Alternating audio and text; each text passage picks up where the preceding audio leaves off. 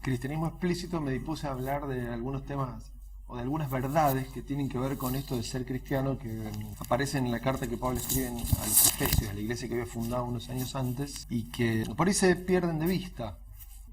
Ese día, hace 2 semanas, hablé acerca de algunos principios que Pablo tiene para la iglesia de Éfeso, donde los anima a descubrir con todos los santos. Es en el capítulo 3 de Efesios. Como que volví a estudiar la carta de Efesios estos días, estos meses, y encontré algunas cosas muy interesantes. Ahí en el capítulo 3, Pablo expresa un poco su deseo para con la iglesia que él había fundado tiempo atrás. Todas las cartas que escribe Pablo tienen que ver con eso. Son iglesias que él funda y luego les envía una carta. Corintios, Gálatas, Efesios.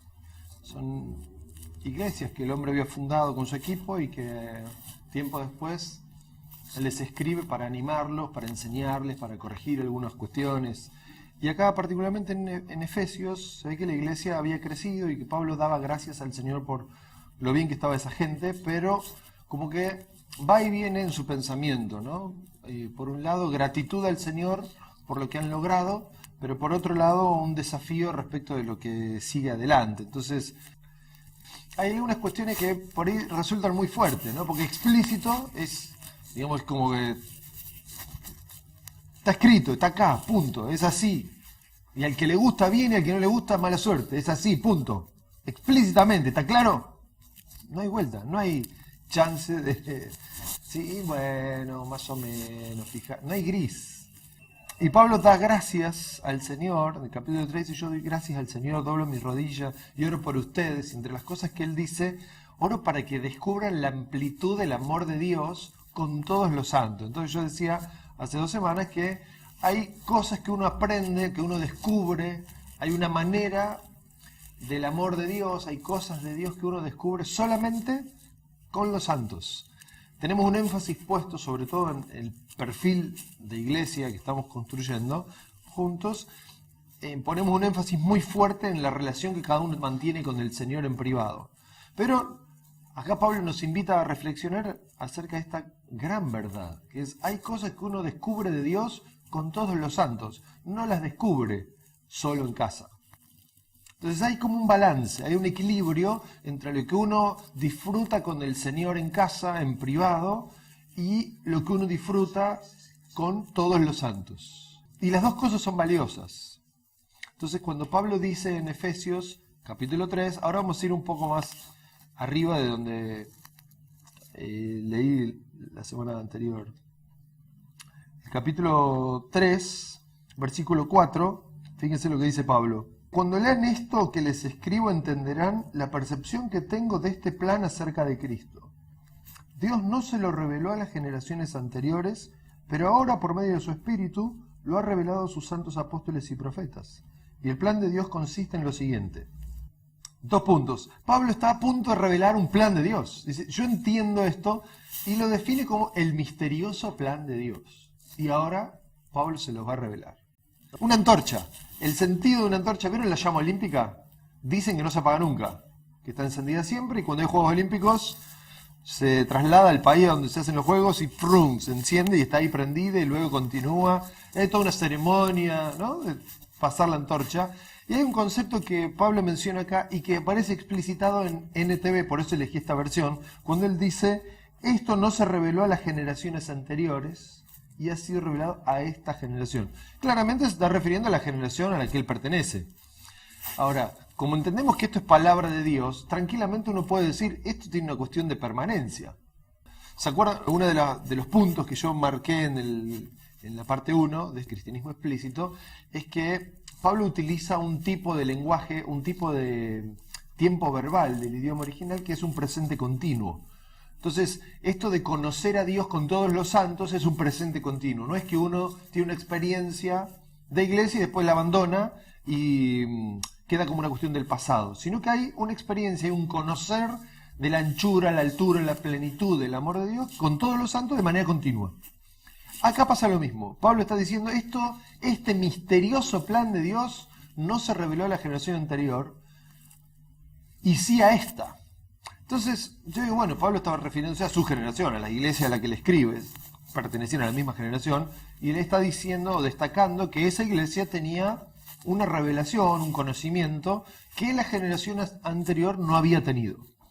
Por eso elegí la figura de la antorcha, porque cuando uno piensa en esto de generación a generación, que es un concepto muy bíblico, la primera mención que hay, o la primera valoración que hay acerca de esto de las generaciones, está en el libro de Génesis, muy al principio de la Biblia, en capítulo 5.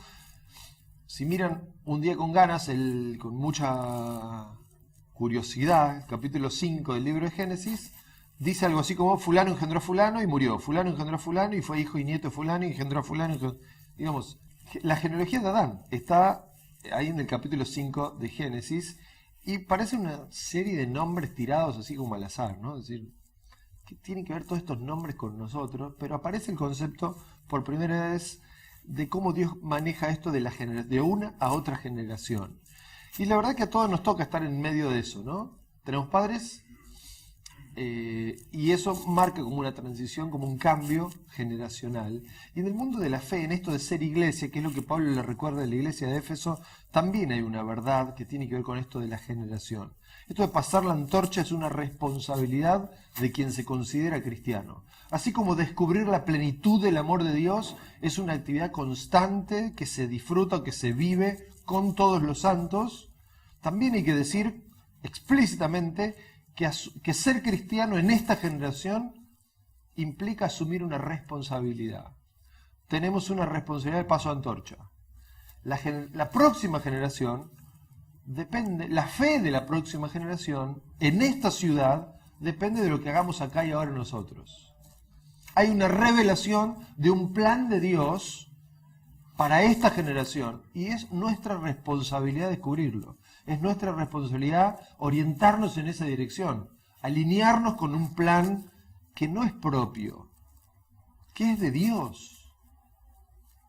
Entonces, yo digo, yo me crié en la iglesia, ustedes saben mi historia, saben que conocí al Señor a los 9 años y ahí estuve siempre con una vocación ministerial, una pasión por la palabra, por las escrituras, por el evangelio. Y mi vida se ha encaminado como en ese riel, ¿no? Un monorriel y ahí va. Muchos años ya, 32 para ser exacto. Y eso es una generación. Ahora, la fe de mis hijos, y en gran parte es mi responsabilidad, pero no mis hijos, Mika y Kevin, sino la próxima generación. Hay un sentido de responsabilidad respecto de la próxima generación. Cuando el apóstol Pablo cita en Éfeso, cuando funda la iglesia, hace una mención, hace una recapitulación de la historia del pueblo judío. Entre los personajes que menciona de la historia judía, menciona al gran rey David. Cuando habla de David, él dice, David sirvió a su generación y después se murió. Es Pablo recapitulando la historia judía y poniendo el énfasis en el gran rey David, que era como el gran prócer nacional de la historia judía. Y lo que tiene para decir Pablo del gran David de los judíos es, sirvió a su generación y se murió. Y esa es una gran manera de sintetizar la vida de un hombre que reinó durante 40 años en la nación judía y que fue el hombre más emblemático en ocupar ese puesto, ¿no? Es con David con quien Dios hace un pacto a perpetuidad con el reinado de Cristo. Hay un énfasis muy fuerte en David. De hecho, a Jesús hay un incidente en el Nuevo Testamento de un hombre que estaba ciego, que gritó durante toda la mañana, Jesús, hijo de David, ten misericordia de mí. Esa asociación entre Jesús como el Mesías y el gran rey David está marcada por todo el Antiguo Testamento, aparece en la genealogía de Jesús. Hay un parentesco y una descendencia, una dinastía, porque Dios hizo un pacto con David. Entonces Jesús viene como el rey de los judíos de ese linaje, de esa dinastía. Hay un gran valor en esto de las generaciones, de una a otra generación. Pablo le dice a los efesios que hay algo que Dios ha revelado a esta generación que no reveló a la anterior. Yo he pensado estos días o esta semana un poco acerca de algunas cuestiones que tienen que ver con la generación que me precedió y la generación que nos toca a nosotros ser protagonistas, ¿no? Entonces pensé algunos ejemplos de cómo ilustrar esto, y digo, en el sistema previsional, ¿no? Los que trabajamos y aportamos le pagamos la jubilación a los que ya están jubilados. Los viejitos, la gente que se jubila, 65, 66 años, se jubilaron, empiezan a cobrar una jubilación. ¿Quién le paga esa jubilación? Y sale de los aportes de los trabajadores que hacen mes a mes sus aportes. Con eso el Estado le paga a los que ya están jubilados. Se dice en Argentina que el sistema está al borde del colapso. Bueno, como todo en Argentina, ¿no? Como muchas cosas, no sé si todo, pero es muy probable que cuando nosotros, aportantes hoy, que le pagamos la jubilación a los viejos, nos toque ser viejos y que los pibes nos paguen, el sistema colapse y no nos puedan pagar. Entonces nosotros no nos jubilaremos posiblemente a los 65, sino a los 70. Hay que estar preparado. Y se suma que esta generación tiene menos pibes que la anterior. Digamos, hay menos aportantes. Y hay más longevidad. Entonces los viejos se mueren cada vez más tarde, los pibes empiezan a laburar cada vez más tarde. Entonces nuestra generación está en el medio. Y en el ámbito espiritual ha pasado algo similar. Digamos, hay una generación, la que me precede a mí, hombres que hoy, pastores, hombres algunos admiro profundamente, ¿no? Que hoy tienen 60, 65 años, que yo los admiré cuando yo tenía 10, 15 años, ellos tenían 30. Entonces yo decía, estos son hombres de Dios tremendos. Esa es la generación anterior. Y han hecho cosas en Argentina que han mantenido el Evangelio en una generación. Ahora, también es cierto que en mi generación le toca compartir el Evangelio de una manera diferente. Por ejemplo, yo a los 10 años, 15, entre los 10 y los 15 años, casi les diría que mensualmente participaba de alguna cruzada evangelística, donde se veían milagros, se predicaba a los gritos en un parque, y se oraba por los enfermos y por los endemoniados, y era una manifestación espiritual, digamos, milagros, gente que se encontraba con el Señor en masa, y la gente corría a esos lugares y escuchabas testimonios o historias de gente que decía, yo estaba en mi casa escuchando y cuando empezó, yo no sé qué me pasó y vine y me encontré con Dios. Y te contaban historias así. Y eso parece, hoy lo cuento, yo se lo cuento a mis hijos, o se lo cuento a muchachos así, la próxima generación, y lo miran como con una sonrisa, ¿en serio pasaba eso? Como si yo viniera de otra galaxia, no que de otra generación. Y por otro lado, hay como un énfasis fuerte de la generación anterior en repetir la historia, es decir, esto tiene que volver a pasar. Hagamos de nuevo cruzadas, parémonos en la esquina o en las plazas o en los parques, a los cuatro vientos. Y estamos perdiendo una lectura generacional, donde hoy, por ejemplo, hay un país que tiene más habitantes que Argentina, o que casi les diré que Latinoamérica, que es el mundo virtual, el mundo de las redes sociales.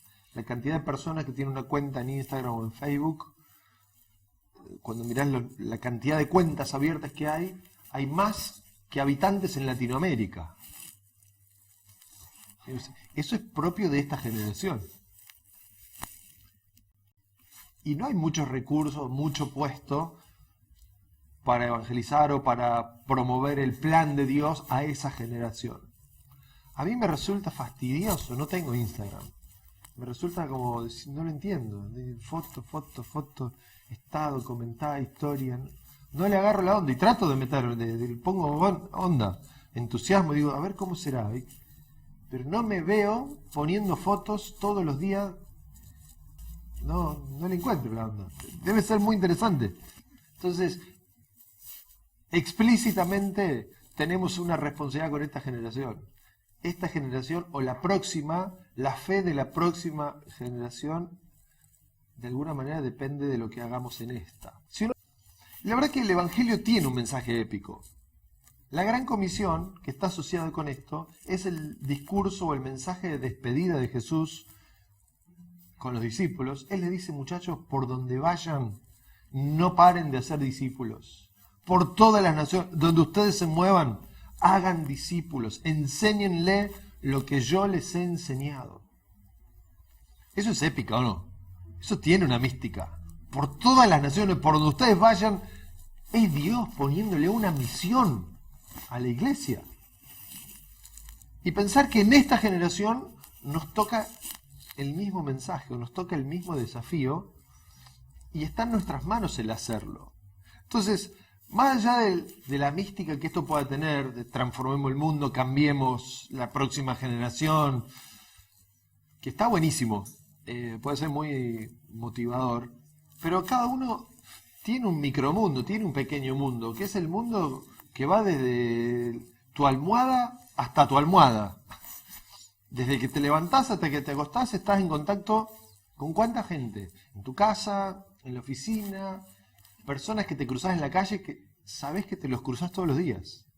Vieron que hay gente que uno las ve y por el horario salís a la misma hora y te toca el mismo chofer de colectivo.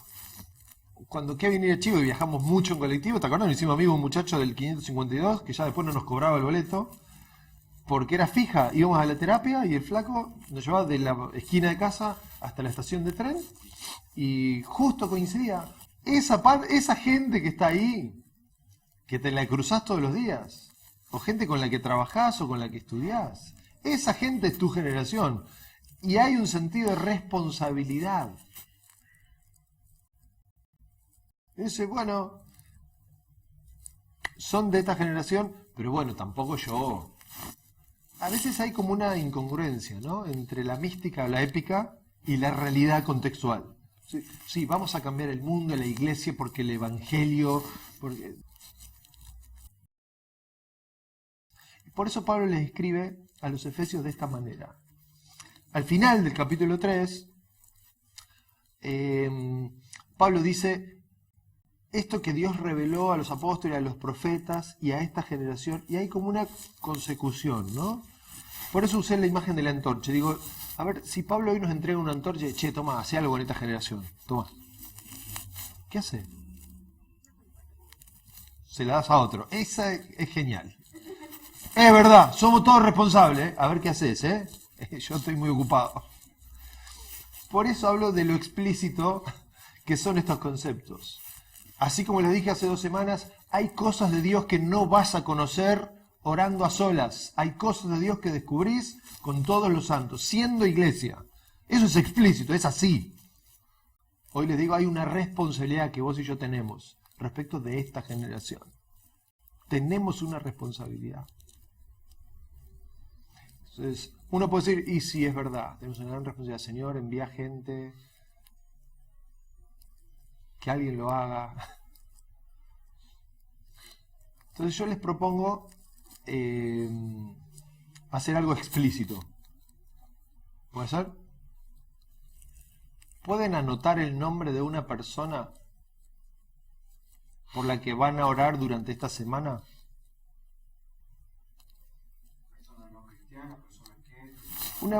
Una persona de esta generación que le vendría bien encontrarse con Dios, desarrollar una vida de fe. Una persona de tu generación, de tu pequeño mundo, con nombre y apellido, que decís, a esta persona le haría muy bien conocer a Dios, desarrollar una vida de oración, descubrir la Biblia, rodearse de cristianos, le ayudaría. Este fulano o esta fulana necesita desarrollar su vida de fe. No ha considerado a Dios en su vida. Es exitoso, le va bien, pero no ha considerado a Dios en su vida. ¿Puedo anotar ahora un nombre? No sé si quieren en el celular, en una nota, se lo mandan por mensaje a alguien. ¿Puede ser? Pero explícitamente ahora. Yo lo voy a hacer. Acá mismo. Bueno. Un nombre. ¿Pueden anotar un nombre? Yo lo voy a anotar en notas. Una nota nueva con el nombre. Voy a poner este nombre. Es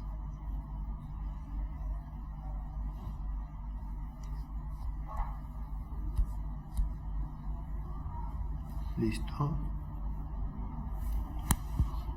Ya tengo una nota con el nombre de un muchacho y su esposa. No me acuerdo el nombre de su esposa, pero lo veo a él y me va a decir el nombre de la esposa enseguida. Le pregunto, ¿y cómo está? Y ahí me dice el nombre. Es así.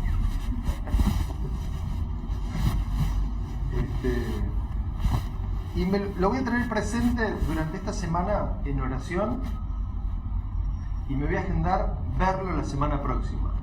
Generar una entrevista, asumiendo que tengo una responsabilidad por su fe, asumiendo que es parte de esta generación, que lo tengo ahí. Y que de alguna manera el Señor lo ha cruzado en mi camino. Soy responsable de eso. Porque si no somos conscientes de que esto es una responsabilidad, uno anda por la vida siempre con una sonrisa, qué bien, pensando que otro lo va a hacer. Que la iglesia es intangible y es 2 millones de personas en la calle y es multitudes, pero debe ser mucho más concreto. Tiene que ver con yo, tiene que ver con vos y esta generación. O sea, concretamente, vos y yo asumimos una responsabilidad frente a esta generación. Concreta. Un nombre, es una persona. Si la iglesia es real, si esto es explícito, se deja ver, hay gente que tiene convicciones. Y que no le importa perder o quedar mal. No le importa. Porque asume un compromiso con esta generación. Es así de crítico. ¿Saben por qué? ¿Saben cómo llegó el Evangelio a nuestra generación? O a los que les mencionaba antes, los que hoy tienen 60, 70 años. A ellos el Evangelio les llegó con gente que dejaba su país y venía a morir acá. El Evangelio llega de Europa a Estados Unidos con gente que salía de viaje y como maleta usaba su ataúd. Cargaba todo lo que podía poner ahí, su ropa, sus libros, y se subió a un barco porque sabía que difícilmente volvería a su tierra. Esa es la historia del cristianismo. ¿Saben cómo terminaron los 12 apóstoles? No la banda de delincuentes, los de Jesús. Todos murieron martirizados. Todos. Dieron su vida por ser cristianos. Todos la pasaron mal.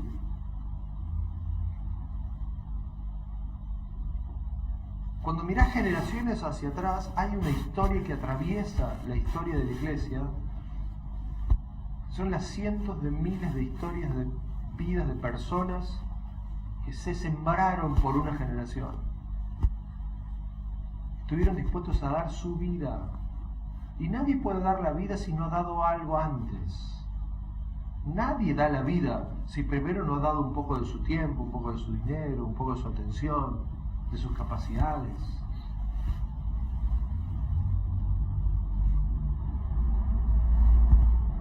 Ser cristiano, ser iglesia, es cosa seria, ¿eh? Nos expone explícitamente. Ah, ¿sos cristiano? Bueno, sí, yo voy a la iglesia, ¿viste? Me hace bien, todo buena onda, gente bien, buena gente.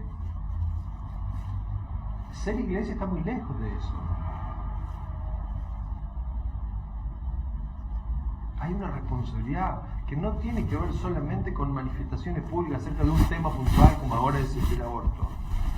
Hay valores, hay principios de fe, hay un mundo espiritual, una realidad espiritual que la iglesia conoce.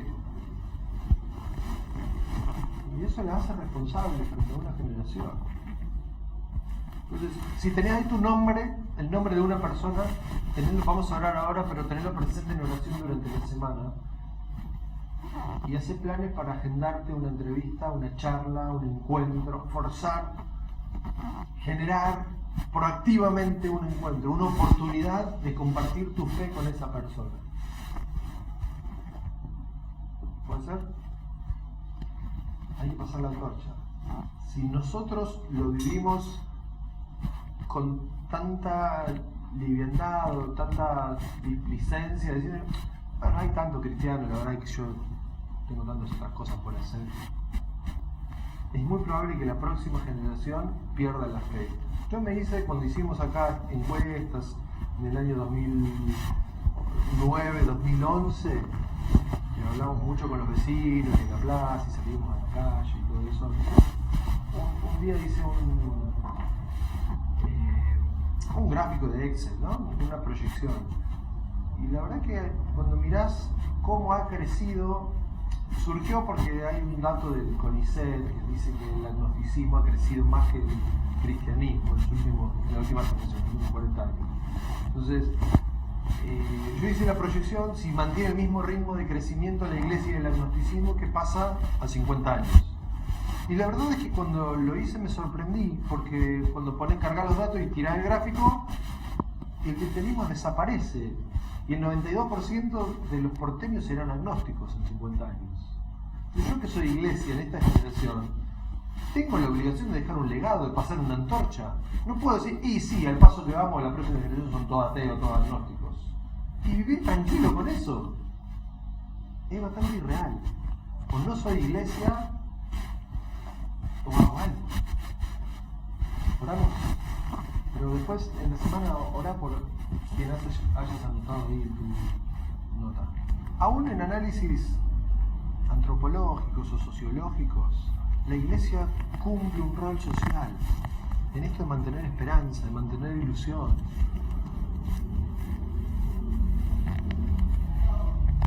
Hay una tarea, por algo el Señor estableció la iglesia. Jesús podría haber arrebatado a la iglesia el día de la resurrección y haber terminado la historia ahí. Sin embargo, no lo hizo. Hay un plan de Dios en que seamos iglesia en pleno siglo XXI acá en la ciudad de Buenos Aires. Hay un plan, como dice NTV en Efesios 3:4, un plan misterioso, pero es de Dios. Señor, gracias por compartir con nosotros esta tarde, por hablarnos y por desafiarnos. Señor, yo oro por cada persona que está aquí, para que le des la valentía, el arrojo, la fe, de sentirse iglesia y de vivir como tal. Señor, que nos invada tu espíritu con convicciones profundas. Señor, con la valentía que nos impulse a terminar con la timidez y asumir un rol protagónico en esta generación. Señor, oro por las personas que han sido anotadas de alguna manera hoy y las cubrimos en la oración. Señor, para que resplandezca la luz del Evangelio sobre sus vidas. Signor, entendemos que nos has dejado, nos has plantado, nos has sembrado aquí en la ciudad de Buenos Aires, en este año, siendo parte de esta generación. Ayúdanos a ser fieles a vos, Señor, a renunciar a nosotros mismos para bendecir a las personas a nuestro alrededor. Ayúdanos que aún mañana, cuando tengamos el día libre o en la semana con las ocupaciones de la rutina, podamos mirar a nuestro alrededor con tus ojos y ver un poco más como vos estás viendo a la gente con la que nos cruzamos, con la que compartimos día, tiempo, trabajo, estudios. Señor, ayúdanos a asumir un rol protagónico con esta generación, asumir una responsabilidad de compartir tu verdad, de sembrar el Evangelio por donde nos movemos. Señor, que podamos, mientras que tengamos vida, salud, cumplir con tu comisión, con tu mandato, hacer discípulos, enseñarles todo lo que nos has enseñado. En el nombre de Jesús.